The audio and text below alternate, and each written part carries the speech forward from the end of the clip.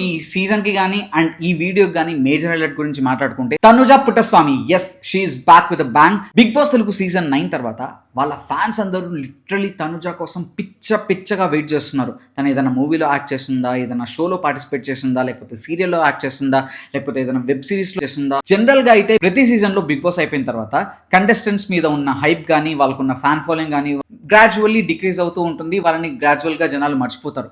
కానీ for the first time ఈ season లో మాత్రం ఇన్ని మంత్స్ అయిపోయిన తర్వాత కూడా తనుజకున్న ఫ్యాన్ ఫాలోయింగ్ కానీ నేనైతే ఎక్కడ ఇంచు కూడా తగ్గడం చూడలేదు. Same with Kalyan పడల. నేను తనుజని పర్సనల్ గా కలిసాను కాబట్టి అండ్ నేను చూసిన తనుజ అయితే full on energetic, electrifying, active, entertaining.